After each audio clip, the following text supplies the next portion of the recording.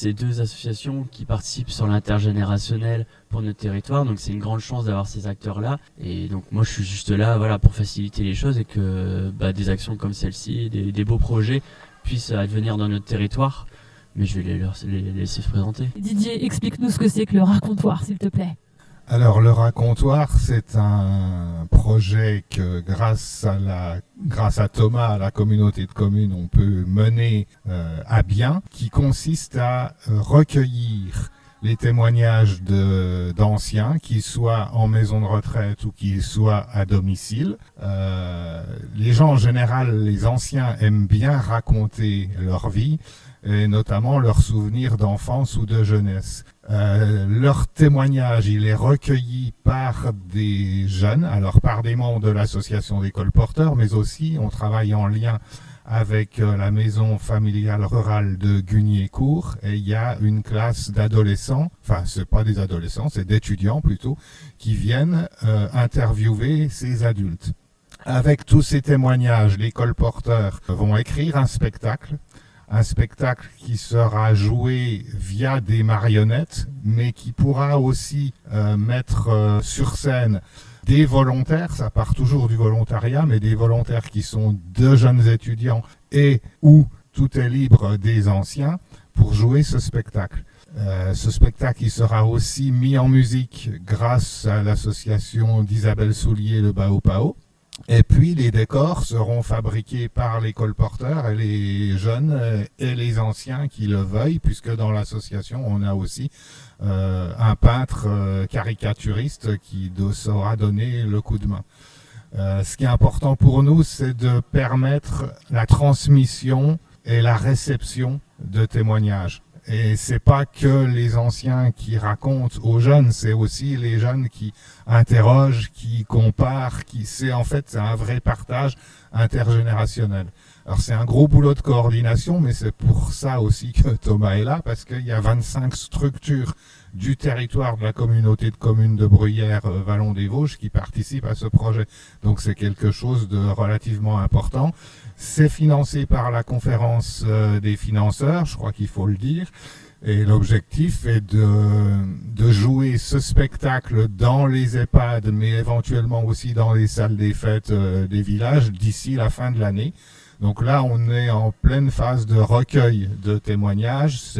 Je dis pas que c'est fini, mais ça commence à prendre tournure. Ensuite, il y aura l'écriture du spectacle et ensuite l'écriture des décors et de la musique. C'est un processus artistique qui est très complexe et qui repose sur un multiple partenariat. Voilà. Alors, c'est sûr qu'on a fait un comité de pilotage qui a réuni toutes ces associations. Alors, il y a des associations telles que la DMR, d'aide à domicile, le lycée de Bruyères, un collège, etc.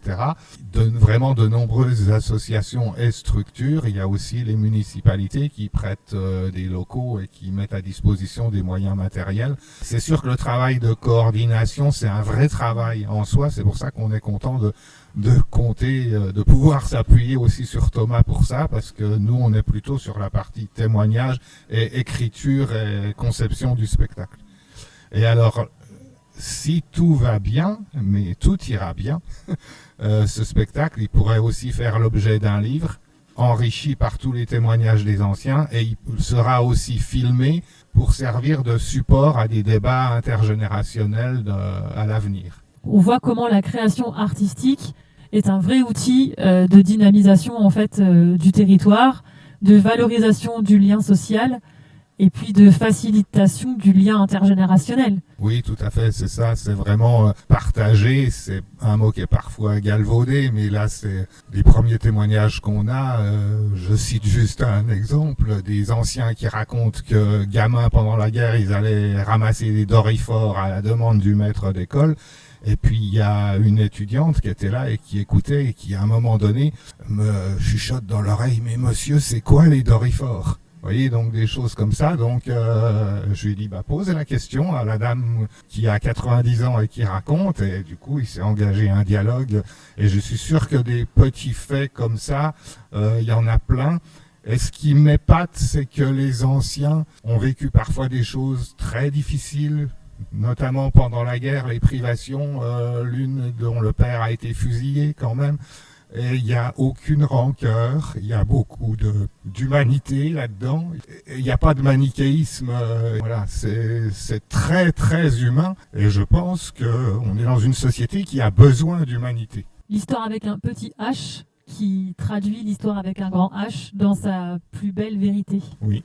Et vraiment inséré, enraciné sur le secteur où on a à la fois une zone rurale, paysanne, très ancrée, et puis aussi un passé industriel. On nous cite les papeteries, on nous cite Kléber, on nous cite les tissages, et tout ça, ça fait partie de l'histoire locale de cette communauté de communes. Donc les colporteurs, eh bien, vous pouvez vraiment vous rendre compte avec votre travail de recherche et de création artistique à quel point le patrimoine humain est riche.